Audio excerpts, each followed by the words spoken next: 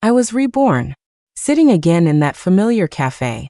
Across from me was a well-preserved middle-aged couple. They were the biological parents I'd only just met when I donated my bone marrow. Here's $200 million. I expect you to stay out of the Hayes family's life and leave us in peace. Just like in my past life, they didn't want their biological daughter. Chloe, I hope you understand. Your upbringing, it just doesn't meet the standards we have for a daughter of the Hayes family. I dug my nails into my thigh and twisted. A jolt of pain, and my eyes welled up with tears. It was real. I was really back. I want $1 billion. With the coming cataclysm, the more money the better. Maybe I just looked that pathetic, because Mr. and Mrs. Hayes actually seemed moved. $1 billion. They made a call, and somehow, they managed to scrape it together for me. They even took care of the taxes for me. When the file folder was delivered, I accepted it and thanked them politely. Thank you so much. In my past life, I was just a naive kid fresh out of college, with that special kind of bright-eyed stupidity. I had no idea how sweet life could be with $200 million. Back then, I was just consumed by the humiliation and pain, and I proudly rejected the money. With all the passion of a debate team champion, I tore into my heartless parents, successfully enraging them until they stormed out. It wasn't until the apocalypse arrived that the cataclysm struck the entire planet. All sorts of terror zones enveloped the globe. Initially, we had a 1-month window to reach a safe zone. Because I was poor, I didn't have much food in my tiny rental. I was too scrawny to fight my way into the supermarkets, which led to a severe food shortage. On the way to the safe zone, I had to dodge monsters that would appear out of nowhere. My stamina was completely drained, and I was half-starved. I was almost among the first wave of people to be eliminated. Janet Hayes suddenly looked a little uncomfortable. Chloe, Annalise is the daughter we raised.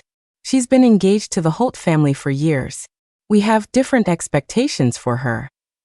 I didn't get it. Hadn't we already covered this? You don't have to explain. I get it. Then there was Gavin Hayes, my father. He shook his head in disapproval. No, you don't. If you came back and saw us treating you differently, you'd be hurt. So we all agreed it's better for everyone to keep things as they are. The tears of joy from my rebirth were starting to subside. Hearing his words, I just found it funny. I grinned, my smile wide and genuine. No, I get it. Carter Holt and Annalise Hayes grew up together, they're close. But the Holts would never allow a flaw in Annalise's pedigree. So Carter came to you. That phone call you just made, it was to him, wasn't it? Eyes were willing to offer was $500 million, but they figured the expressions on the Hayes couple's faces finally changed. I ignored them and looked through the gift agreement and the $1 billion check in the folder one more time. I beamed at them. Please thank Carter for me. If it wasn't for him, I wouldn't have this $1 billion. He's practically my savior. In my past life, Annalise had come to see me after her parents found me. She revealed all of this while mocking me. She also told me that the most Mr. and Mrs. Fred I was clueless and that $200 million would be enough to get rid of me. They never expected me to ask for $1 billion, so they had no choice but to call Carter for approval.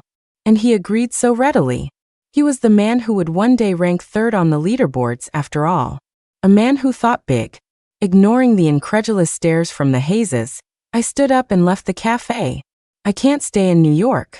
$1 billion will put a target on my back. The Hayes family would probably get greedy. They might be a rich family, but that didn't mean they had $200 million in liquid cash lying around. What I didn't expect was to be followed the moment I stepped outside. This would come in handy. I calmly booked a ticket online. They probably wouldn't expect me to bolt so suddenly. They were most likely planning to make their move near my apartment. First, I went to the bank to handle the $1 billion. I was escorted out with the utmost respect. My plan was to go straight to the airport. Buses and taxis were too risky, they could be intercepted. So I chose to take the subway. But I didn't go directly there. I found a restaurant first. Halfway through my meal, I went to the restroom. I took one last look at the two men standing outside. A generous tip to my server got me directions to the back door. The moment I was outside, I ran. I dashed into the subway, scanning my surroundings. Once I was sure no one was following me, I let out a huge sigh of relief. I made it to the airport without any trouble and boarded my flight. Gazing at the blue sky, I could finally let myself laugh freely. With $1 billion, I could go anywhere. Denver, here I come. Cataclysm countdown. 5 months. The first thing I did in Denver was buy land. Based on what I'd read on online forums in my past life, I found it. Willow Peak, on the outskirts of the city. This would become Denver's safe zone. I decided to build my fortress here first. $1 billion can only get you so much. But buying and developing an obscure mountain, no one tried to stop me. The project I submitted was for an apocalypse-themed experience hotel. After a geological survey by professionals, they confirmed the area was suitable for a hotel. Since there were height restrictions on the buildings, I decided to build down into the earth. Ms. Chloe, are you sure you want every room in Zone A to be only 200 square feet? The designer felt building like this was a huge waste of such a large plot of land. There are plenty of rich people these days. A themed hotel should have a little more flair. I shook my head grimly. I'm going for a realist style. Zone A's 200 square foot rooms were the largest singles. Zone B was designed as a communal capsule hotel. As for the other areas, they had a much bigger purpose. Once the residential area was planned, it was time for the other zones. For human survival, we needed areas for cultivation, livestock, processing workshops, and so on. Each required a significant amount of space, so every square foot had to be planned meticulously. The willow trees on Willow Peak must be preserved. Plant a ring of peach trees around the perimeter. Despite my demanding requirements, the work on Willow Peak proceeded at a feverish pace. Cataclysm countdown, 3 months. Just like any other day, I was up at the crack of dawn. As I was inspecting the details of the construction, I got a phone call. The person on the other end started lecturing me immediately. Chloe, you must be insane, wasting $1 billion on a project that will never make a return. I'd been working from dawn till dusk for the past 2 months, and had grown used to the busy lifestyle. For a moment, I couldn't place the voice. Who is this? The line went silent. It's your father, Gavin Hayes. It clicked, and a look of surprise crossed my face. For a second, I worried he was calling to take the $1 billion back. Although gifts can be revoked, our transaction was a black and white agreement. If that got out, the Hayes family would be humiliated. Do I need to remind you that 2 months ago, you came to me and told me to take the money and get lost so I wouldn't disturb your happy family life? Gavin took a deep breath on the other end, his voice filled with concern. But that's no way to squander money. We're still related by blood, and I don't want to see you throw your money away and end up with nothing. I walked over to a new shipment of goods, inspecting them as I chuckled and shook my head. I asked him directly. The people following me that day, they were yours, weren't they? No wonder Annalise found me so easily in my past life. She came specifically to mock me for being unwanted by my own parents. She also told me that Carter's absolute maximum offer was actually $1 billion. She pocketed half of it. Then she turned around and told her family the most I could get was $500 million. And the Hayes family offered me $200 million. It seemed their family relationships weren't as rosy as they appeared. What are you talking about? What people following you? Even if you refuse to acknowledge me, I've been in the business world for decades longer than you. Stop this project immediately. The sooner you pull out, the more you can cut your losses. I found it all so absurd that I didn't want to entertain him any longer. Then I remembered how I'd adamantly refused the $200 million in my past life. You investigated my personality, didn't you? You knew exactly what to say to provoke me. Back then, their nonchalant tone had infuriated me. I was determined to prove I could do better without them. Later, when I learned the money had been promised by Carter, I didn't think much of it. But now, combined with being followed in this life, I had to connect the dots. Who could have known so quickly that I had a massive amount of cash? Carter was willing to pay, which meant he didn't want the whole real heiress lost at birth drama to blow up. Otherwise, he could have just had me eliminated. So I ruled him out first. Then there was Annalise. She might not have wanted all the money to go to me, but she always put on a good act for Carter, and from what I heard, He was a domineering type who kept a close eye on her. If Annalise wanted to get rid of me, she could have just taken the whole billion and then paid someone to do the job. If she had that idea, the Hayes family wouldn't have been involved at all, which meant that in the end, the ones with the biggest motive to steal my money were my own biological parents. My feelings were a complicated mess. Gavin Hayes had to admit it. I had people follow you, but it was only to protect you.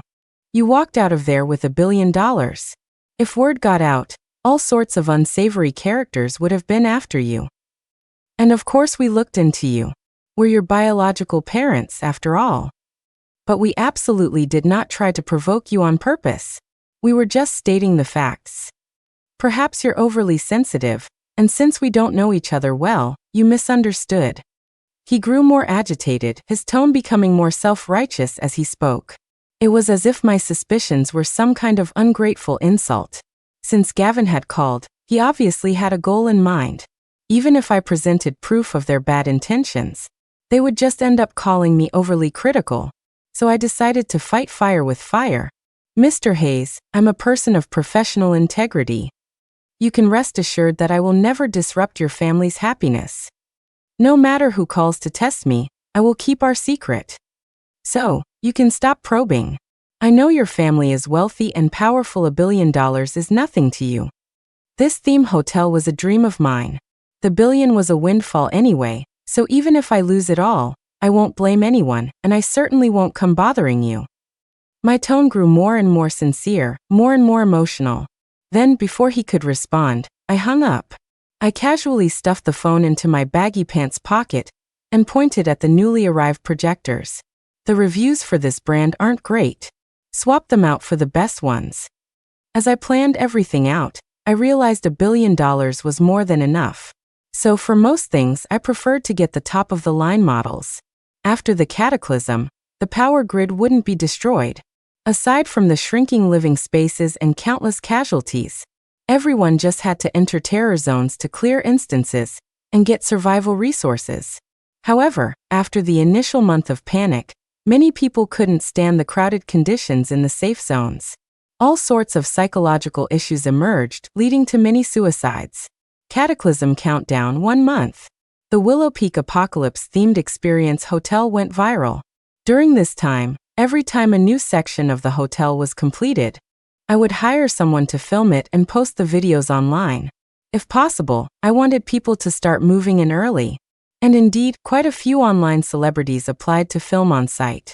Excuse me, could I do an interview with you? Today's online celebrity was different. He approached me carrying live streaming equipment. I thought for a moment and decided it was fine. Of course. This internet celebrity's online name is Parrot. The parrot was thrilled when I agreed. He pushed up his black-framed glasses and turned on his live streaming gear. Just to be clear, this is all live. I nodded at the camera to show I understood. The parrot's first question was a bombshell. Rumor has it you're the true heiress of Hayes Entertainment. Is that true? The question came out of nowhere, hitting like a sledgehammer. But even after dying in my past life, I'd dealt with ghosts and ghouls in the terror zones plenty of times. A little drama like this didn't faze me at all. I kept a faint smile on my face. Of course not. Seeing my completely calm expression, the parrot wasn't pleased. He pressed on.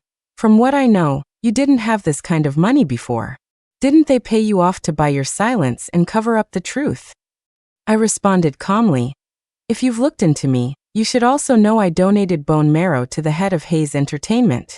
I should remind you that your actions are an invasion of my personal privacy and are illegal. The parrot felt compelled to explain. You agreed to an interview, so normally. I only agreed to an interview. I didn't sign any releases. I'll have my lawyer sue you. I wondered who was behind this latest stunt. The parrot got angry. But you're the one who invited me here. I never invited you. If you think there's an issue, then call the police. I wasn't afraid of trouble.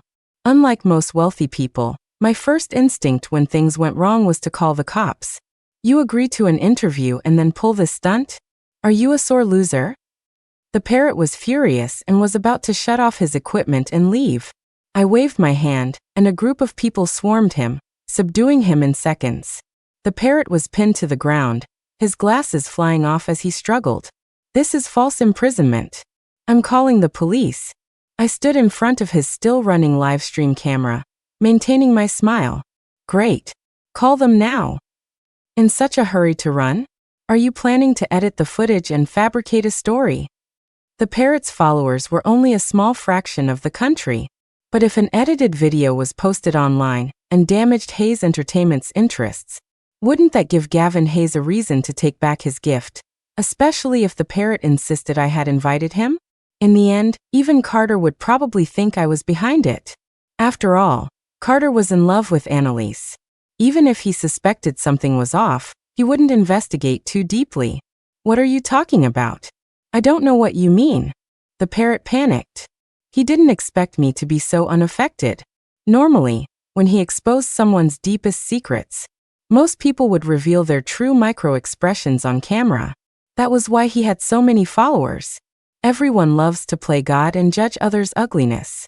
From the moment he asked the question to my unchanging reaction, he started to feel something was wrong and wanted to end the stream as quickly as possible. I knew exactly what he would do. Once he was gone, he could create a detailed post, spinning whatever story he wanted. After the police were called, I hired the most famous law firm in Denver to handle the matter. Once that was taken care of, I thought for a moment. I might as well speed up the construction. After paying the law firm's fees, I poured a huge sum of money into the hotel.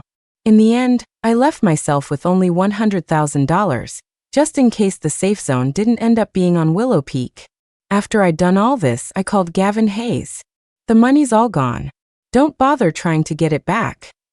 The cash had been converted into an asset, and in Gavin's eyes, that asset was worthless. There was no reply from the other end, just the beep of the disconnected line. Clearly, Gavin had no intention of dealing with me any further. Another 7 days passed, and the apocalypse-themed hotel was complete. Chickens, ducks, cattle, sheep, and pigs were all being raised on the mountain by hired hands. There was also a lake on the mountain, where fish and shrimp were being farmed.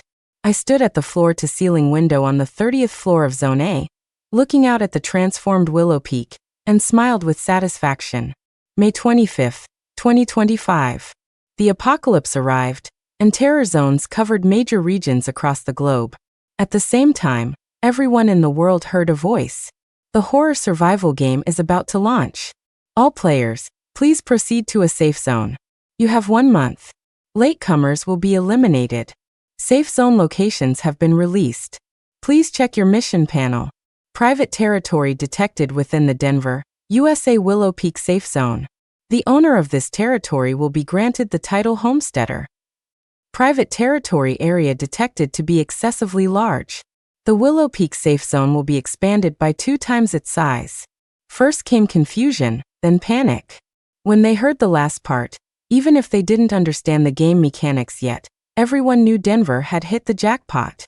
The internet users in Denver were ecstatic. The most they'd been seeing on their phones lately was this apocalypse-themed hotel.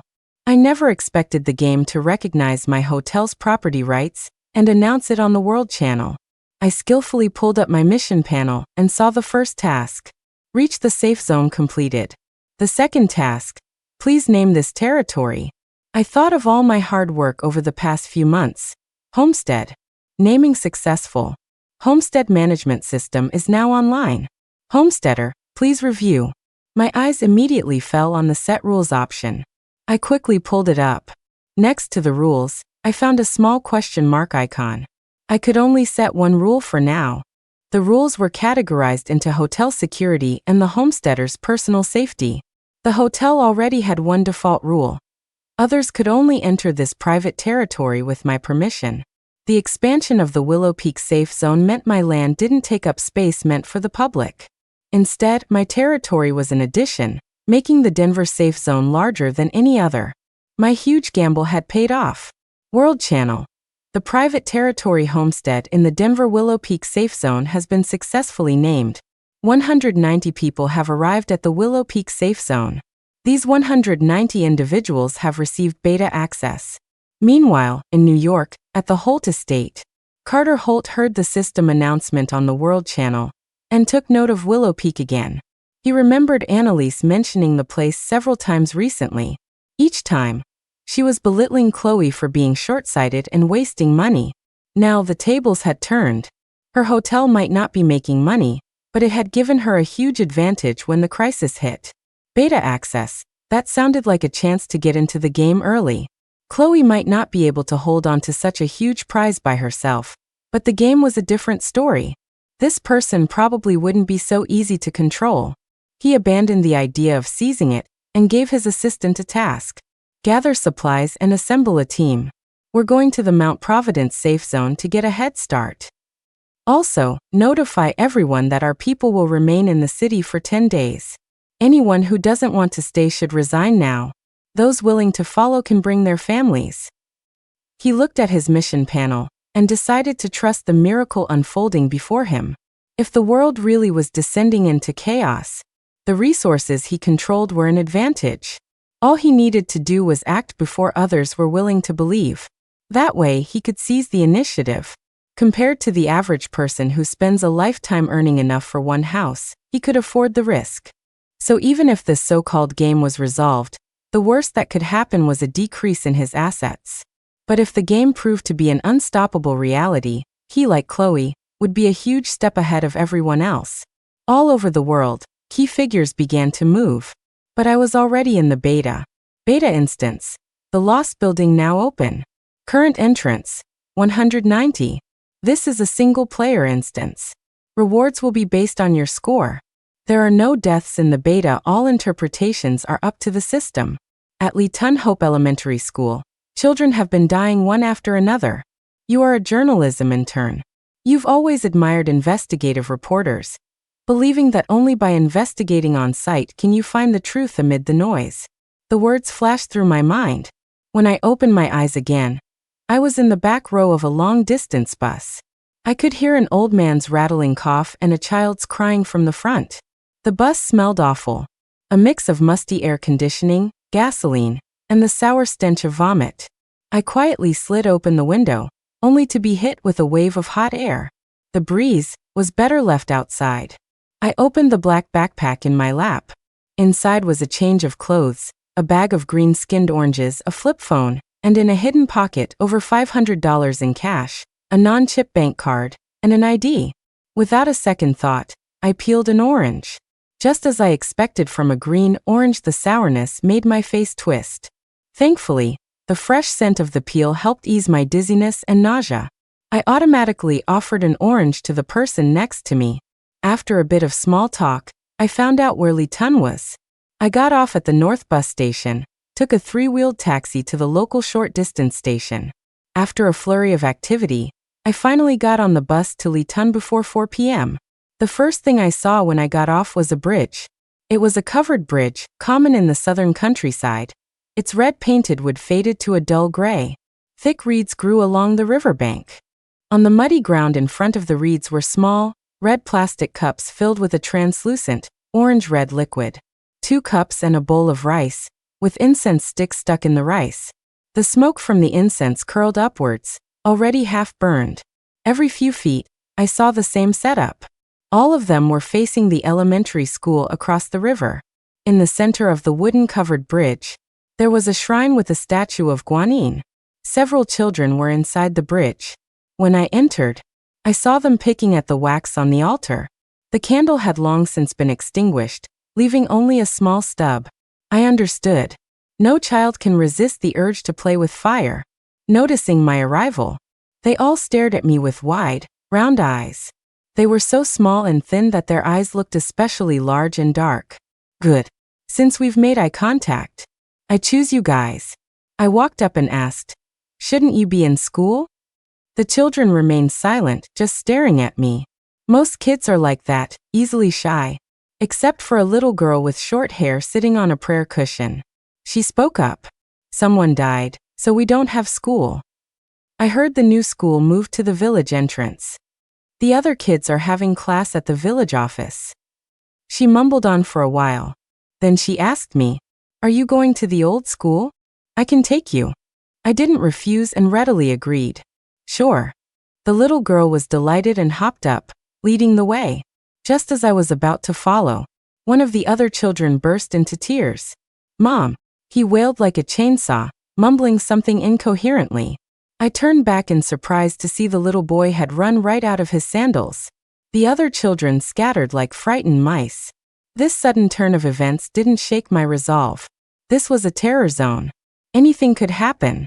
I followed the little girl, walking along the muddy path by the riverbank. I watched her pluck a wildflower. She asked, "Miss, if I take you, can you buy me some fruit drops?" I refused. No. Candy is bad for kids' teeth. Even if she was a child in a terror zone, I didn't want her to get the wrong idea that strangers who offer candy are good people. The little girl turned her head and stared at me motionless. There was a well-known rule in the later years. NPC don't kill people for no reason. But if humans actively harm an NPC, it will trigger retaliation. Getting closer to the truth will attract the attention of the instance's boss. In short, every rule was a balancing act. Refusing her candy was a small thing. I wasn't scared of her reaction at all. I can get there myself. The school was visible from here. I didn't need a guide. But since she offered, I wouldn't refuse. The little girl rolled her eyes. "I live inside the school. It's on my way home." She skipped ahead of me. I followed silently. We finally arrived at the school entrance. There was no actual gate. Just two square, four-story buildings. They weren't side by side but set at an angle to each other, connecting with the mountain path outside, like a triangle nestled in a ravine. The grass in front of the school was overgrown, reaching my knees. The windows on the upper floors were like dark, gaping holes. If I looked closely, I could see broken glass. Looking up, I could see the mountain peak rising above the school. I brought my gaze back down and looked around. Suddenly, I noticed a small convenience store in the corner. I turned my head and met the fixed gaze of the store's owner. She was an elderly woman, standing behind a wooden door. I had no idea how long she'd been watching me. A chill shot up my spine, straight to the top of my head. I felt like I was being watched by a venomous snake, my limbs numb and frozen. Children, the elderly, a full set. When I came to my senses, I realized the little girl who had been leading me was gone. The discovery made the hair on my arms stand on end. The grass was everywhere. How did she disappear so silently? Which means she probably wasn't human. I remembered the little boy on the bridge who ran so fast his sandal fell off. He probably thought I was a psycho.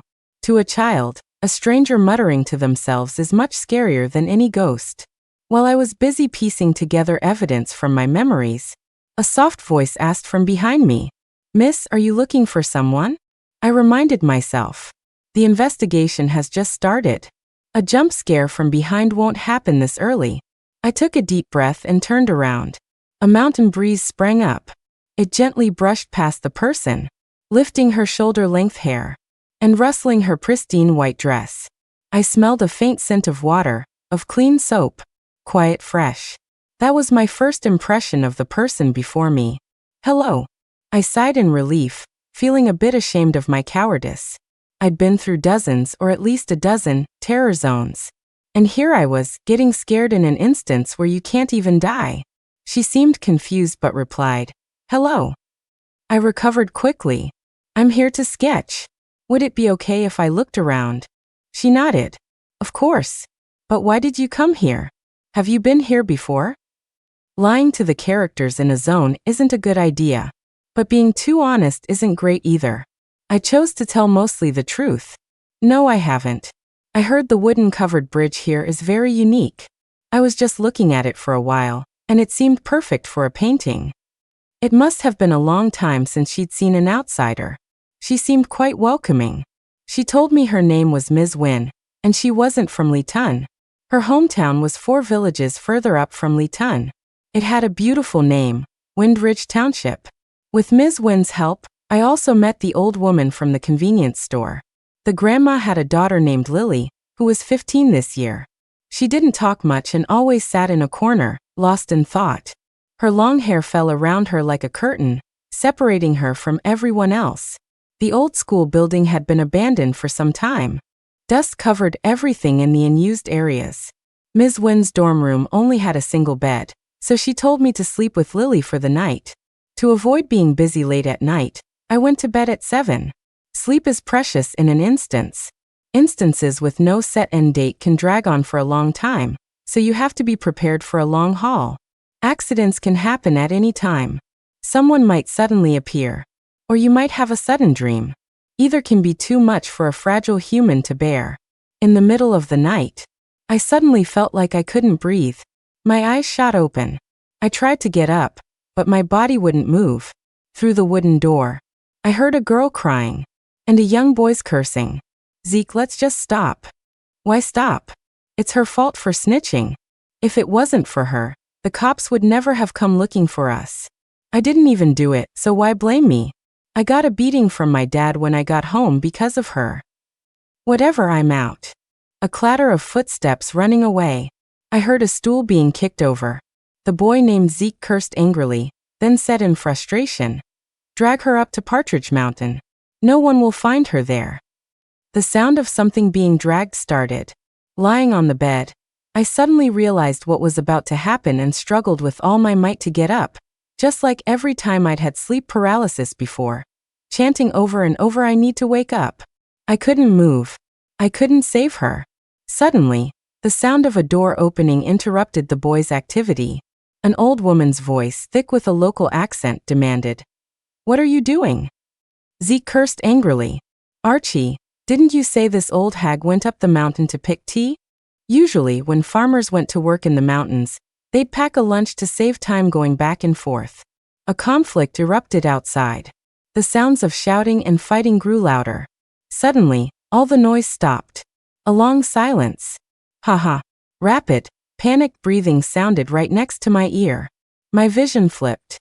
My cheek was pressed against the cold concrete floor. I still couldn't move, but I could see what was in front of me. A woman with graying hair lay on the ground not far away. Her eyes were bloodshot and wide open, as if they were about to pop out of their sockets. But I knew she was dead. There was a large hole in her forehead. Her mouth was open, blood staining her teeth. A silver dental plate on her side confirmed her identity. She was the grandma from the convenience store. I was dragged outside, my head hitting the door frame. The sight of the dead woman disappeared. I couldn't see the faces of the two teenagers. They carried me up the mountain. Suddenly they stopped. I heard rustling sounds. Before I could make out what it was, something seemed to block all my senses. I couldn't hear or see anything. An image flashed through my mind. My lips trembled as I called out the name, "Lily?" The moment I said her name, I saw Lily. She was crouched beside me, her long black hair falling over my head. She covered my ears with her hands, her pale face expressionless. I was held captive by the two teenagers, tied up and hidden in a wooden hut on Partridge Mountain.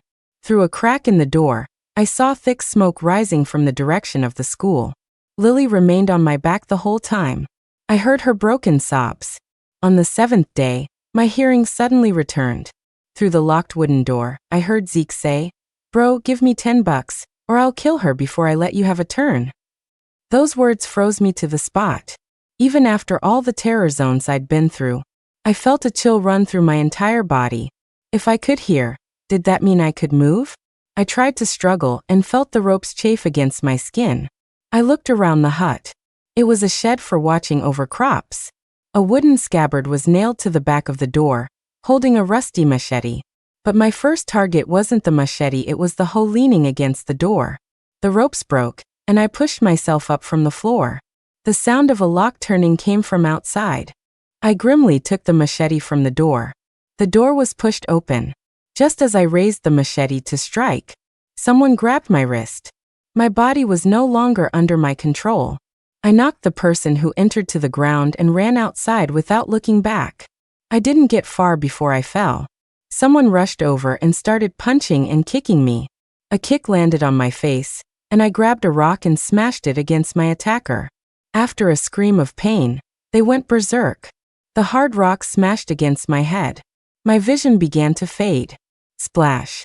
I was thrown into the water. And suddenly I woke up. Through eyelids I struggled to open. I saw the underside of that wooden-covered bridge. The painted lines depicted the sorrowful, compassionate face of Guanine. "Hey, she's awake, she's awake." I forced my eyes open. The sky filled my vision. The dusk was heavy, the clouds like blood. As I gasped for air, I dazedly looked around and saw the woman holding me up, and the little boy clinging to her, on the verge of tears. A crowd had gathered around us. "It's okay, you're okay now." Someone let out a huge sigh of relief. "Why did you jump in the river?" someone asked me. Confused, I stared at them blankly. The woman wiped her wet face and patted my back reassuringly. "Miss, what could be so bad that you'd have to jump in the river?" The warmth of her palm chased away the chill in my body. I finally felt the summer heat again. Just a moment ago, I had been numb with cold. I shook my head, and the water slowly trickled out of my ears. I didn't jump. I wanted to go see the old school building. A little girl said she'd take me. What happened to me? The moment I said that, the atmosphere went dead silent. Everyone froze as if in a lagging video. Their expressions suddenly turned ugly. The woman let go of me, pulling her child closer as she looked at me with suspicion. She said, "The old school building burned down during the summer vacation 3 years ago. It's long gone." The crowd started murmuring. "She's been possessed by a ghost. Probably a water spirit. I've never heard of this place being haunted. Did some kid drown here?" "Don't say that, it's bad luck." "No way, you're just not supposed to go near the river at dusk." "Why not? Haven't you noticed how cold it gets by the river at sunset?" "Yeah, and didn't someone see a white shadow by the pond when they were taking out the trash a while back?" After listening to their stories, I felt a little disoriented. Apparently, the little boy and his friends had seen me talking to myself, climbing onto the outside of the covered bridge, and then suddenly letting go and falling straight into the river. No wonder I only heard him scream, "Mom." The rest of his cries were muffled, probably because I hit the bottom a second later. I had misjudged him. I thought he was just mumbling. Horror instances are full of surprises. "Ma'am, maybe I really did see a ghost." I didn't just see the little girl, I also saw a white figure. She said her name was Ms. Wynne, and that she was a teacher at the school. Is there such a person?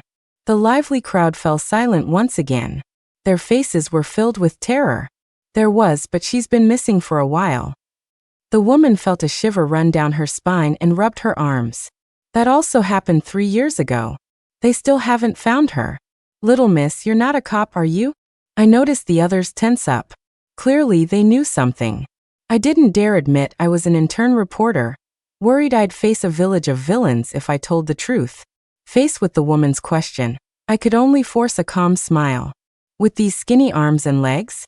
How could I be a cop? I came here to photograph your covered bridge. I never expected something like this to happen." I propped myself up on the ground and continued to explain. "I've always been sensitive to weird stuff. Now I'm an author who writes horror comics, and I like to collect local folklore for material." They followed my gaze. Compared to the newer, clear varnished bridge, the red-painted one had more character.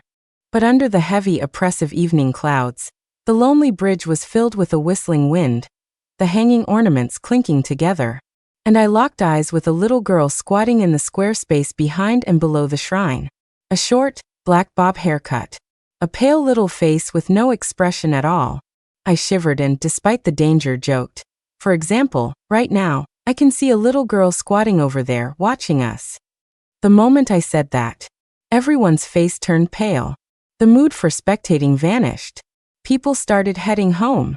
I could occasionally hear someone muttering that I was crazy. The woman who saved me was still worried. "Do you have a place to stay? Do you want to come to my house and wash up first?" Someone willing to jump into a river to save a stranger couldn't be all that bad. "Thank you, ma'am. I look like I'm 50. Just call me Auntie." The others walked away quickly, but she slowed down to match my pace, falling far behind the group. "Miss, are you sure you're not here looking for Ms. Wynne?" she asked quietly. I feigned confusion. "She's been missing for 3 years, and the police couldn't find her. How could I?" "Auntie, is there something more to this story?" Seeing my gossipy expression, the woman seemed eager to finally talk about it. Ms. Wynne was beautiful. She had a beauty mark on her forehead, just like that actress. For years ago, they were paving the roads here, and one of the workers kept pestering her. Ms. Wynne tried to avoid him, and after 2 months of it, she decided to resign. She glanced around to make sure no one was listening. But then she suddenly got pregnant. The story suddenly skipped a crucial detail. At first, I wondered what had happened in between. But then something clicked. Ms. Wynne had a beauty mark on her forehead? The woman was oblivious. Yeah, she was gorgeous. I stopped walking, my mouth open, unable to speak for a long moment. Auntie, you have a mole on your forehead too. If she was Ms. Wynne, then who was the person I saw in my dream? After I said that, the woman holding the child froze in her tracks. I suddenly felt a heavy weight in my chest. It seemed I needed to finish this instance as soon as possible. I took out my phone and made a call. I took off my backpack and dropped it on the ground. Beside me, the woman holding the child slowly squatted down and sat on the steps.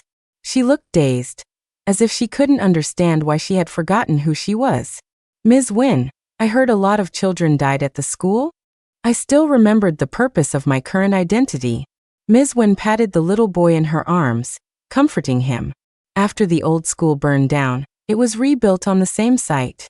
First, students were bitten by snakes, insects, rats, and ants. Some were poisoned, others got the plague. Then another big fire, and the elementary school burned down again. I was silent for a moment. Do you know who did it? Snakes and rats don't usually go near crowded places. Ms. Wynne was silent for a long time before she suddenly said, "It was me." With her memory restored, she told me about her past. The young construction worker's pursuit was seen as perfectly normal by the people of Litun. It wasn't just in Litun, it had become a phenomenon. It happened occasionally among students at school. Sometimes it was a boy bringing his friends to corner a girl he liked, or a girl boldly confessing with her friends for support, as if a crowd gave them courage. They didn't realize how terrifying it was for the person on the receiving end, because a crowd is also a form of intimidation. First, he cornered me against a wall, then he forcibly kissed me. The ridiculous thing was a lot of people were cheering, including my own students. Later, he got impatient and had bad intentions. It was one of my students who showed him the way to my room. After it happened, I was going to call the police, but I was stopped. They said if word got out about my situation, no new teachers would be willing to come. A lot of the students' parents blocked my door, kneeling and begging me not to call the police. The grandma from the convenience store tried to let me use her phone, but someone ripped the phone line out of the wall.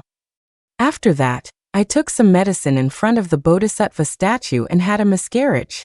That guy from the construction site was worried I'd report him, so he locked me up. After a long time, I just forgot. Backwardness bred tears. After a long time, I just forgot. Those words felt like a hot iron dropping into my heart, searing and painful. I remembered everything I saw after falling into the water. Lily must have been the one who told the truth after the police arrived. You wait here. I'll be right back. I walked back to the spot where I was pulled from the river and, gathering my courage, plunged into the water. The sky hadn't completely darkened yet, so there was still some light at the bottom of the river. I swam for a long time before I finally saw her at the riverbed. As I got closer and touched real flesh, I felt a bit dazed. 3 years had passed, yet she hadn't decomposed. I tried to untie the rope around her, but the plastic cord had tightened in the current, forming a knot that was impossible to undo. The air in my lungs was running out. I had to go up and get a pair of scissors. Just as I was about to swim up, my ankle was suddenly grabbed. I turned to see that Lily had, at some point, opened her eyes. Her eyes, devoid of whites, looked like 2 black holes. I looked down and saw that my ankle was tangled in her hair. I must have pulled her hair, waking her up. I was thrilled and swam towards her, gesturing for a moment. The expression on her face seemed to falter. But I must have been mistaken. A moment later, she retracted her hair and pointed downwards. A rusty pair of scissors lay a short distance away from her. She might not have been dead at that moment, so close to saving herself. Fighting the pain in my chest, I swam over excitedly. The instant the scissors cut the rope, I couldn't hold on any longer. I struggled to swim up, but the lack of oxygen made my vision go black, my limbs weak. In my last moment, I saw ripples on the water's surface and someone swimming towards me. In the water, she's in the water. After I got ashore, I managed to say those words before my eyes rolled back and I passed out. They said the body was recovered. There were still marks of violence on it. When I woke up, the system panel appeared again. I didn't choose to log out of the game, but returned to Litun village. Standing on the covered bridge, I watched the police officers hurrying towards Partridge Mountain. They were heading to the wooden hut I had described. That wasn't the only reason I came back today. I provided another clue. Lily was a child the old woman had found. The old woman was elderly and had dentures. When she died, there was blood on her teeth. The person she had bitten so desperately must have a scar. The bite marks could serve as irrefutable evidence to identify the killer. Certain I hadn't missed anything, I silently thought, log out. Just as I was about to leave, a small, cold hand grasped my pinky finger. Rating S. Calculating rewards. You have earned the affection of the water spirit Lily. Your diving skill has been improved. The earthbound spirit, Guixiang, thanks you for finding her teeth. Your teeth can now bite through any rope. You helped the living corpse, Ms. Wen, remember her past. You have received 1 protective shield. You have received a 5-star review from the Lady of the Waterside. The Lady of the Waterside has thrown a little girl at you. Please take good care of your guardian spirit. Sea feeding guide. Total settlement. 100 incense sticks awarded. I stared into the eyes of the little girl with the bob haircut in my arms. She smiled sweetly. Miss, can you buy me some candy? I carried her over to the refrigerated snack case, grabbed a box of handmade panda gummies for her, and before checking the feeding guide, I made sure to turn on the projector and find some cartoons. Guardian Spirit, Yuan. Level, Lesser Ghost. 1. Daily Incense Offerings. 2. Offerings, Candy. Ability 1. Knows the wielder's intentions. Ability 2. Protects the wielder mood dependent. After reading the guide, I remembered the hotel rule and the rule-setting opportunity the system had given me. Hotel rule. Must have the homesteader's permission to enter the private territory homestead. I pulled up the panel and clicked on the Set Rule button. I wrote, the homesteader is absolutely safe within the homestead. The next moment, the line of text was instantly erased. The system panel started beeping. Bright red text appeared. This rule exceeds the player's authority. Please enter a new one. It seems a rule for absolute personal safety isn't allowed. I tried again. The homestead cannot be destroyed. The text vanished again, as if someone had taken an eraser to it. I was at a standoff with the system for a while. Suddenly, inspiration struck. I remembered the fundamental nature of the terror zones. Inside or outside an instance, there was no rule preventing humans from harming each other. Even in an instance where attacking me would kill the attacker, someone could still plot my demise through manipulation. Normal buildings could be destroyed.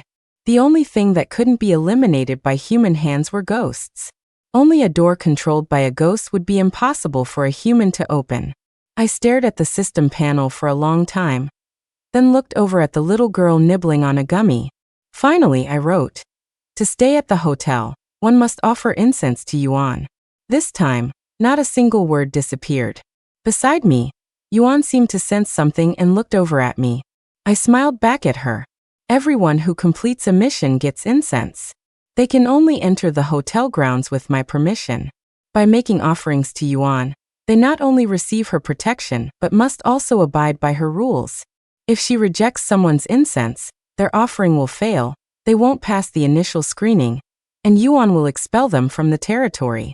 She is my guardian spirit. My territory is her domain. Anyone who damages the hotel will earn her disdain. A lesser ghost's power is limited and needs incense to grow stronger. The more people the hotel can house, the more incense she will receive. I don't need absolute power, just enough to stay ahead of the others. With that sorted, I took Yuan and went out. Besides me, many of the 190 people had come out of the instance, but some were still inside. What would happen to those who didn't come out in time? I wasn't sure. In my past life, I never had the chance to enter the beta instance. The 190 people in the hotel getting a chance to experience a no-death instance wasn't necessarily a great thing. When I went in, I didn't see a time limit for leaving. But the system had a rule. After the 1-month travel period, anyone not in a safe zone would die. This was because the terror zone instances would form outside the safe zones. After entering a safe zone, in the beginning, humans had to enter an official instance once every 10 days, or their heads would explode. My run through that instance looked easy, but it was actually full of luck. If I hadn't spoken to the children, I might have gone straight across the bridge to the old school. The school had the earthbound spirit of Grandma Lee, who might have rejected me, and I would have been trapped inside. If I hadn't fallen into the water and been pulled into the dream, I would never have met Ms. Wynne, learned about Lily's fate, and missed those 2 storylines.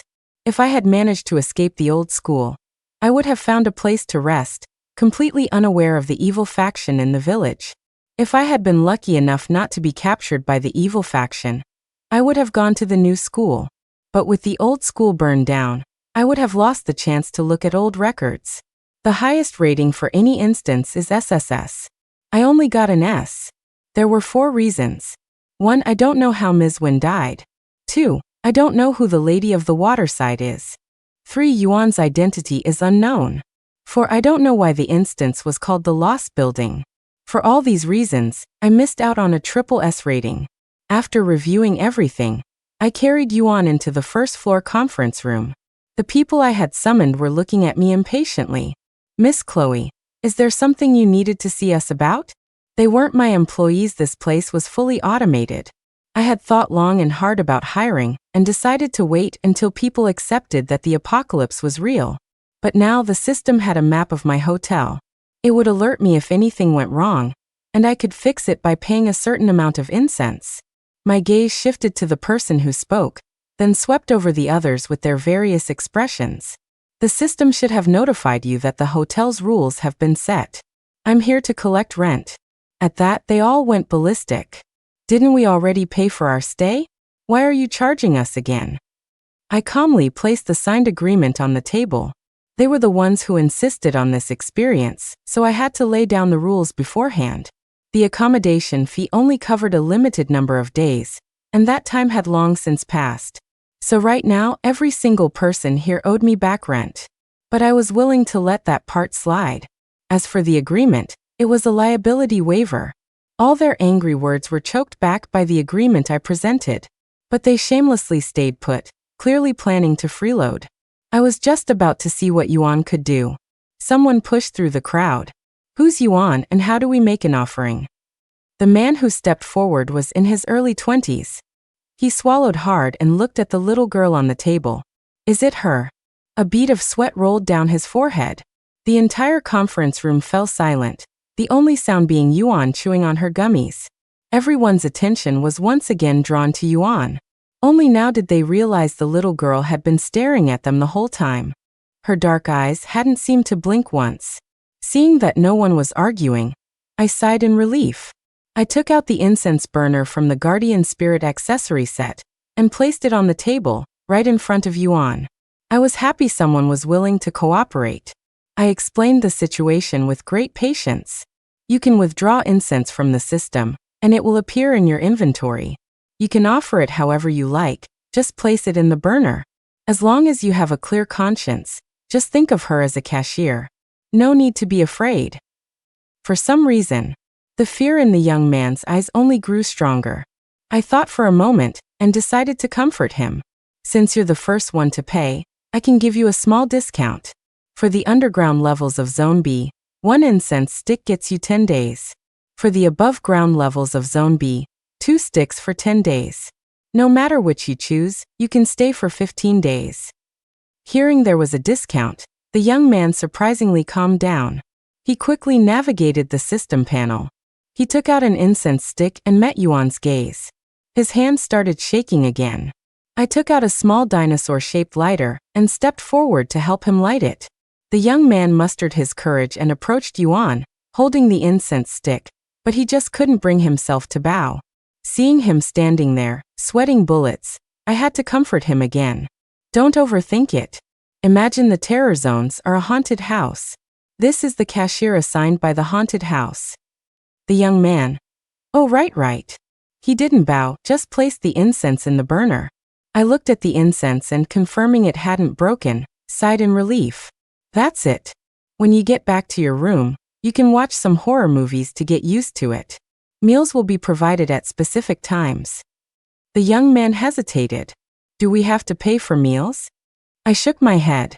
Meals are free, but the quality will vary depending on your accommodation.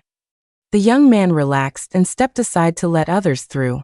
An acquaintance pulled him over and demanded, "Why did you listen to her?" I heard him whisper back, "I saw that kid in the instance." The beta doesn't have deaths, which means the official version probably will. These ghosts must be dangerous. I got a few incense points for reaching the safe zone, and I only earned 4 more in the beta instance. But she brought a ghost out with her. Do you know what that means?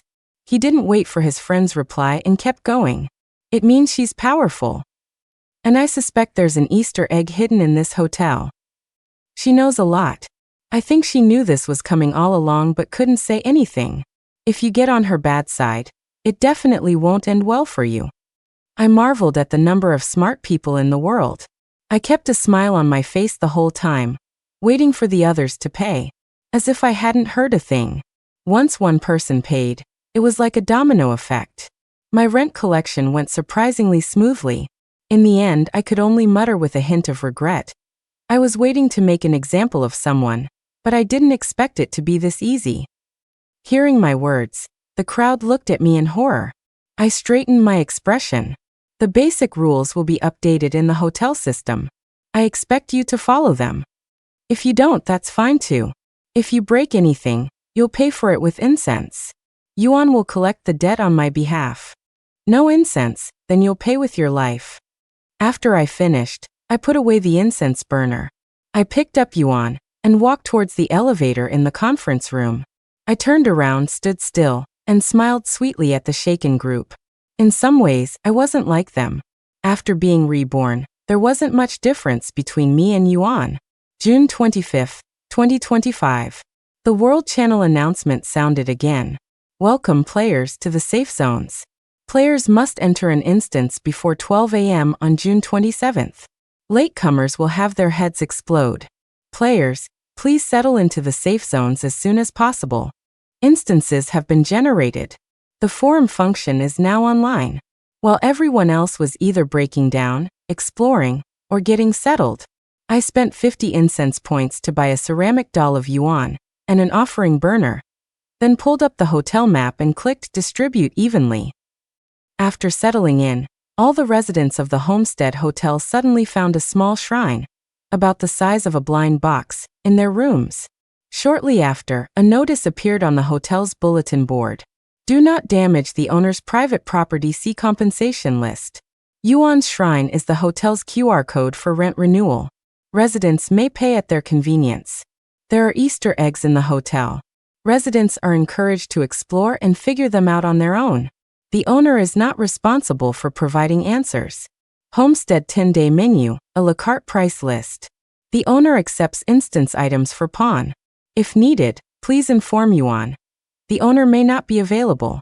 After the people of Denver arrived at Willow Peak, the first thing they noticed wasn't the 2 external rules of the homestead. It was that the amount of incense they received was different. They spent the whole day discussing it on the forums, until people from other regions started asking questions. Who is Yuan? Yeah, why do you have to offer incense? I'm a cleric from Providence Temple in the Providence sector. I killed 10 monsters on the way here, and only got 20 incense points. This apocalypse-themed hotel has some nerve. Not only are they not helping out during a crisis, they're charging people. Whoa, I saw that too. What a ripoff. Hey Denver people, you were all so excited before. Are you still laughing now? Before the citizens of Denver could reply, someone posted a picture. I don't know how to describe it. Just look at the picture. One picture of dinner, one of the accommodation. It's a simple rice bowl, but it's hot. The room is tiny, and it's on an underground floor. All I can do is watch movies to pass the time. Those 2 short sentences silenced everyone who was sleeping in their cars or in tents. But he continued. I'm a coward, so I'm super broke. I can only afford to live underground in Zone B, sharing a bathroom with other people. For exercise, I have to go run on the mountain outside. At least there are a lot of small animals on the mountain, which suits my terrified soul after the instance. And the roses are huge, which really tests my self-control. I heard Zone A has single rooms with all the amenities, and even the high floors only cost 3 incense points. The poster quietly added another line. By the way, the capsule hotel in Zone B underground costs 1 incense point for 10 days of food and lodging. So stop complaining, the owner is already doing charity work. The chat channel went silent for a full minute. Then, a flood of crying emojis and text messages scrolled by at lightning speed. However, some people were still trying to stir up trouble. Why isn't Chloe saying anything? Shouldn't she come out and explain? How did she so conveniently open a hotel right in the Willow Peak safe zone? And she still hasn't said what yuan is. Seeing this, I took a bite of crayfish. Then I slowly typed a message. Homesteader. Suddenly getting $1 billion windfall was pretty nerve-wracking for me too. Homesteader. I was being followed, so I couldn't stay in New York. I ran to Denver, thinking it would be safer to spend the money quickly, so I burned through it buying land and building a hotel. Homesteader. As for Yuan, who she is none of your business. If you're going to question my private property, why don't you go complain to the game? Tell it to stop appearing on our planet. Homesteader. Don't you know your location is displayed when you post? My friend from the Mount Providence safe zone in New York.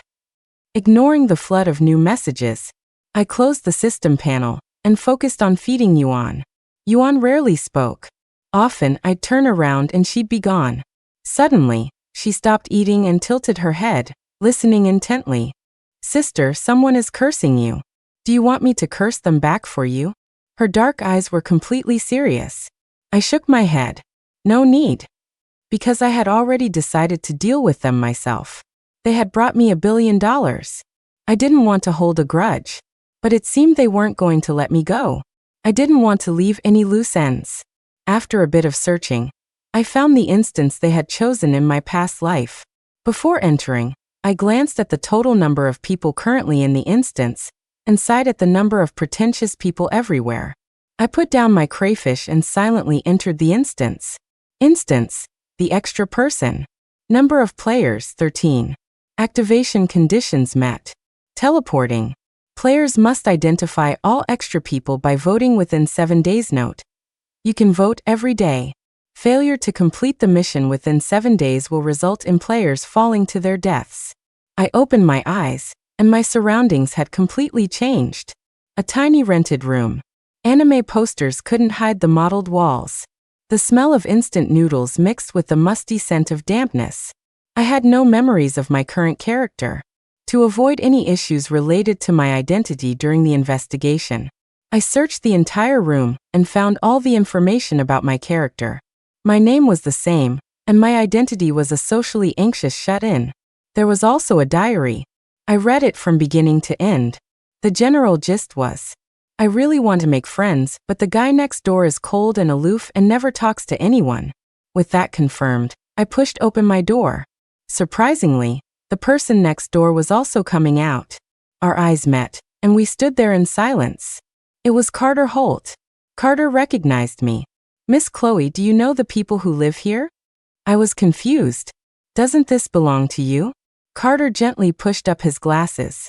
Of course it does. I just thought the way you were looking at me was a bit strange. I looked at the people coming around the corner of the hallway. Mr. Holt, what's your character's identity? Carter just smiled, a polite refusal to answer. In the time it took to say that, Annalise, Gavin, and Janet had arrived with a group of people.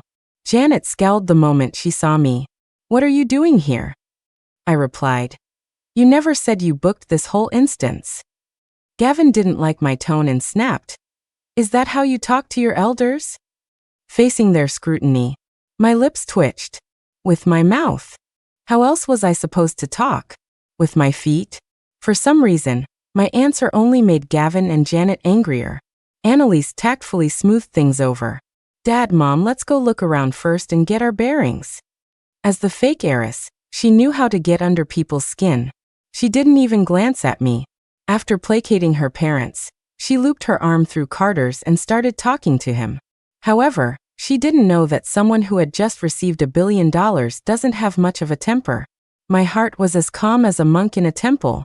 As they walked past, I patiently counted the number of people in their group. In this 13-person instance, 2 of them looked like their bodyguards. Another 2 were trying to talk to them. The ones talking were 2 burly men. Including me, there were 5 people without a clear faction. The other 4 were a girl with pink pigtails, a girl with short hair, an old man, and a teenage boy. The situation didn't look good. I followed the other 4 downstairs. There was a lounge downstairs. After the bodyguards checked it, they invited Annalise and her family in first. A moment later, a bodyguard came and told us all to join them for a meeting. This instance clearly wants us to find the extra person, so I'd like everyone to introduce themselves. The more detailed, the better. I'll start. My name is Annalise from New York. I'm currently in the Mount Providence safe zone. These are my parents and my fiancé. Although Annalise introduced her whole family, Carter and the others still added a few details to avoid any possibility of an imposter. I noticed that after Annalise finished, the way the other 4 people looked at her had clearly changed. Was I really not going to have a single ally? The introductions went around, and soon it was my turn. My name is Chloe from New York. I'm currently in the Denver Willow Peak safe zone. After I said that, I paused. The real and fake heiress lived so close, yet they only found me when Gavin needed a bone marrow transplant. Was Gavin really unable to find a suitable match? I zoned out for a moment. Miss Chloe, please provide more details. It will help us tell the real from the fake. The bodyguard's voice pulled me back to reality. Carter frowned. Don't tell me you can't think of anything to say. I said, there's plenty of information about me on the forums. I don't know what you don't already know. I can't exactly tell you who Yuan is, can I? After saying that, I looked at Annalise with a faint smile. Annalise avoided my gaze. It seemed she was indeed the one causing trouble on the forums. Gavin said, if you can't say anything, then you're a suspect. Janet added authoritatively, it is a bit strange. When she donated bone marrow to Gavin, she wasn't like this at all. She was a really sweet girl. With just a few words, they put me in the hot seat. I glanced at the others present. The old man suddenly spoke up. Maybe she's a ghost. The teenager was direct. I vote for her. In this instance, Annalise's group had 6 people, and had already won over 2 more. The remaining 4, unless they were idiots, knew which side to take. So the old man and the teenager immediately showed their allegiance. I reminded them, voting incorrectly might have consequences. The short-haired girl seized on my words, as if they were a weakness. What, are you scared? There was no point in arguing. I stood up and walked out. Do whatever you want. Instead of staying here and participating in their trial, I was going to explore. The beta instance taught me one thing. The more you understand an instance and the more you participate, the better your rewards will be if you survive. After I left, someone followed me. At first, I thought it was one of Carter's bodyguards.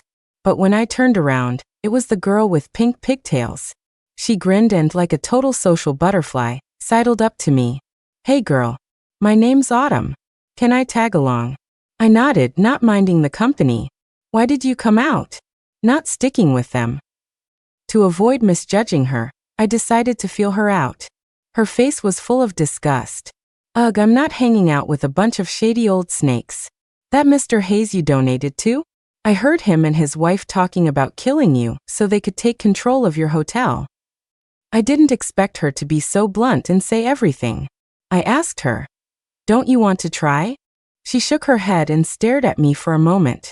I suspect if you die, the first in line to inherit is the system. It would probably swoop in and take your territory in a heartbeat. I had to admit, she had a point. The world needs more clear-headed people. Autumn and I took the opportunity to explore other people's rooms. Going for the closest option, we went straight to Carter's room without hesitation. Carter's attempts to hide things were useless. Autumn nearly pried up his floorboards. I stopped her, and as I was pulling her out the door, we ran into Carter and his group coming back. His face darkened. Have you no manners? He managed to maintain his restrained, gentlemanly image. I pointed to my room. You can go in too, just don't mess it up. Exploring the environment helps clear the instance, but you have to be careful of anything unusual. Annalise asked, "What do you mean?" I instinctively looked at her and saw an expression of embarrassed annoyance on her face, betraying her regret, as if asking me a question meant she had lost. Dead bodies, dead people's things, secret passages, basically anything that would scare you. After a round of searching, everyone had their corresponding identity. Me, socially anxious shut-in. Autumn, a girl whose live streaming career has failed. Carter, an employee who's always getting yelled at. Annalise, a washed-up starlet. Gavin, a recently laid-off older employee. Janet, a recently divorced housewife. Old man, a shut-in senior. Teenager, a school-hating teen. Doug, a silent young man. Hick, short-haired girl. The two bodyguards. I sighed. We're all down on our luck. Autumn lamented. If we weren't, we wouldn't be living in this condemned building. After a busy day, the sky grew dark. After eating a bag of instant noodles, I was just about to lie down and rest. Suddenly, a series of screams came from outside. I threw open my door and ran out, bypassing Carter's room. I met Autumn running out barefoot. With a swift kick, she knocked open the short-haired girl's door like a human bulldozer. It hurt so much, help me. The short-haired girl turned around, holding up a bloody hand as she approached us, sobbing uncontrollably. Am I going to die? I took a look inside in relief. With that amount of bleeding, probably not. They all got hit. Instead of just killing people, the game was better at psychological torture. The meaning of horror wasn't just gore. Based on her sobbing account, I learned that after their search, they had gathered and secretly voted for me. But as soon as she got back to her room, she felt a sharp pain in the back of her hand. Blood started oozing out. I took her to the communal bathroom to wash the wound. The water pressure was low, slowly rinsing her hand. A misspelled word carved into her flesh, with the white of the wound showing, was laid bare before us. Autumn crossed her arms and sneered. Looks like you guys really did get punished. The short-haired girl was deeply ashamed. I'm sorry, I was wrong. I was so hostile to you, and you still came to help me. I was also ashamed. Don't be moved. Out of everyone, you were screaming the loudest. Autumn nodded in agreement. The short-haired girl let out a whimper and looked like she was about to cry again. Perhaps because they knew I was outside. The others were too embarrassed to come out. I just didn't expect that the next day, the first thing my own mother would do was question me. Her well-maintained face was haggard. Why didn't you explain things clearly yesterday? Do you think it's funny that you made us vote wrong? I looked around. Even the short-haired girl looked indignant. Didn't I warn you not to act rashly yesterday? And even if I had, would you have believed me? I honestly didn't understand why Janet hated me so much. They even wanted to kill me. Was it because they failed to take the $1 billion from me? Annalise said coldly. But you can't deny that your evasiveness did make us think you were hiding something. Carter. So you did it on purpose? They were starting again. What was their goal? Doug, who hadn't said a word, suddenly pulled out a knife. You son of a bitch. You got me hurt.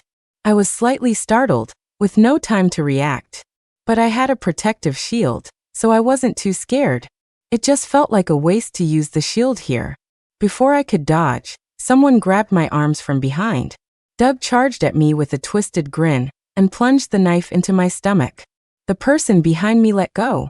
I clutched my stomach, stunned for a long moment before looking at them. My biological parents avoided my gaze. I realized they had changed tactics and were now inciting others to kill me. The protective shield didn't activate? I pulled out the dagger and threw it on the ground. It all happened so fast that by the time Autumn got to my side, it was over. She gasped. Hey, there's no blood. HHHRRK. Doug, the one who had stabbed me, started making strange noises, clutching his own stomach as he collapsed. Everyone was terrified and instinctively took a large step back from me. Hee hee hee hee. A cheerful female laugh floated by. Everyone, including me, felt a chill. An instance announcement sounded. Remaining players, 12. Doug, who had restrained me from behind, suddenly exploded. He rushed at Annalise.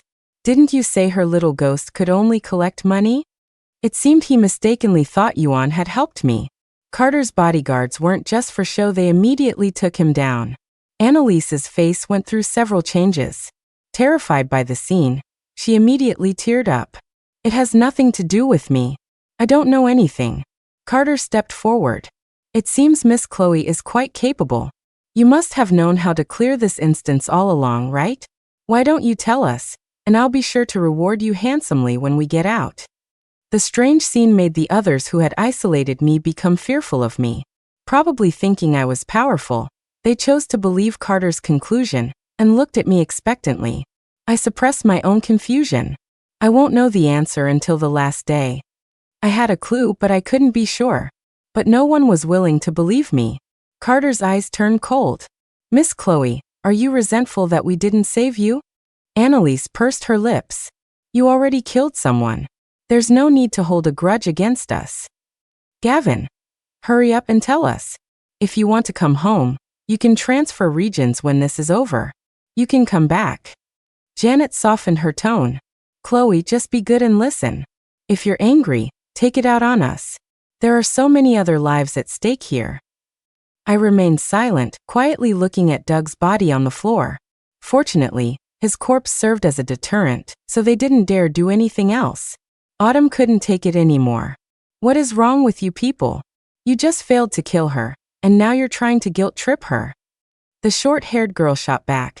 Don't you want to get out? The argument went nowhere, and we all dispersed unhappily. Autumn, like me, was now shunned by the large group. We decided not to go out at all, and just stayed in my room reading comics. We could often hear them making noise outside on purpose. When Autumn and I went to the bathroom, we even saw Doug's corpse moving around. We ran back so quickly that she ended up in my room.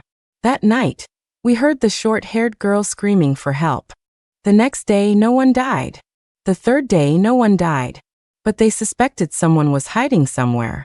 They insisted on breaking into my room, prying up the floorboards and tearing down the walls. They did this for 2 days straight. They didn't give up on voting every day. They just changed their method, taking turns voting to try and figure out who the ghost was. On the 5th day, someone started to break down. My mother, Janet, lost a hand as punishment for her vote. The punishments were getting more severe. I watched it all with cold detachment. Since my room was unlivable, I stayed in the lounge. Autumn stuck to me like glue, saying she needed to cling to my leg for dear life. While I was eating bread, the old man suddenly rushed over and knelt before me, begging me to tell him how to clear the instance. I helped him up. I won't know the answer until the last day. If I knew, I would tell you. He didn't believe me and started spewing all sorts of insults. But seeing my calm expression, he got scared and ran away. He didn't act like an old man at all, he was surprisingly agile. The 6th day, everyone crowded into the lounge. They always enjoyed ostracizing Autumn and me with their snide remarks. Tired of the harassment, Autumn and I got up to leave. Where are you going? They stopped us in a panic. Don't wander off. The corpse outside is getting more aggressive. It might start eating people. They pinned their last hopes on me, terrified I would leave.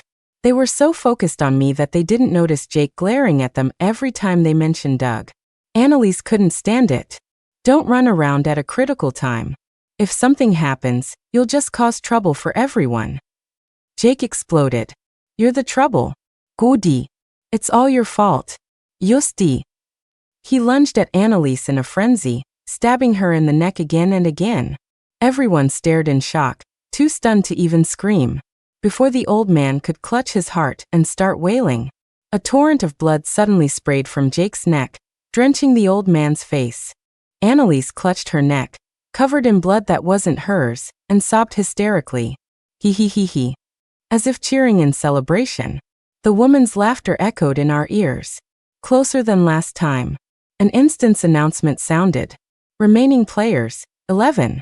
The short-haired girl burst into tears. If it weren't for you guys, we never would have fought with Chloe. The teenager looked at them with hatred. You all get out. The old man clutched his chest, his face pale. Stop fighting. Carter's face went cold. but his bodyguards were no longer listening to him. Annalise stood up, trembling. I'll go. Let my parents stay. The short-haired girl wiped her tears and spat. Putting on an act again. I've seen your type plenty of times. Don't think I don't know. They only targeted Chloe because of you. The game shows when a homesteader enters an instance. You guys, just like me, followed her in on purpose. I heard you mention to your parents that you were worried about Chloe. There was a theory on the forums that if the homesteader dies, the hotel would most likely become a reward. After that speech, not only did Annalise turn deathly pale, Gavin and Janet also looked at their daughter in shock. They clearly remembered who had sparked their greed. Janet looked at her severed hand with deep regret. This time, even Carter didn't defend her. I knew he was waiting to see my reaction. He was an especially cunning person. But I remained impassive, giving him no clue as to my intentions. In the end, Annalise was kicked out of the lounge. Autumn muttered beside me. Her family is so weird. If it were my parents, they would have stood up for me. She wasn't quiet about it, and Gavin and Janet looked embarrassed. What a turn of events. I hadn't done anything, yet their relationship was already fractured. I was surprised though. In my past life, the first instance they chose was the extra person. Annalise had even written a guide for it and posted it on the forums. I never thought that this time, they would follow me into this instance because of me. And I never expected that not only did the homesteader get a special golden sparkle effect when posting on the World Channel, but it also showed when they entered an instance. The 7th day, the atmosphere was heavy. Except for Autumn and me. Everyone else looked exhausted. Gavin and Janet had lost their authoritative air. Carter had stubble. Annalise sat in a corner. Instance QA time has arrived. Please vote within the final hour. Note: multiple votes are allowed. Everyone looked at me. Annalise was looking at me too. I sighed and said the names. Chloe, Autumn, Annalise. After speaking, I pulled up the panel, cast my votes, and successfully left the instance, giving them no chance to complain. Back in the hotel, I was lying in my rocking chair again. Honestly, I was a little disappointed. So many of them, a couple of whom were supposed to be shrewd corporate chairmen, had lost their judgment because of my presence as a variable. The voting phase ended, and the instance settlement began. The ones who are isolated are the extra ones. Instance trait. Damage is reflected. Calculating rewards. Instance boss Autumn has taken a great interest in you. You have obtained 3 reflection chances. For some reason, I seem to attract their attention easily. I was a little worried I'd wake up one day to a room full of instance bosses. The cannot be spoken information couldn't be shared. In the expert guide from my past life, Annalise had written, "Kindness brings good fortune." I had taken that to heart, and had made it through this instance safely. I hope they learn to have a little kindness in their hearts from now on.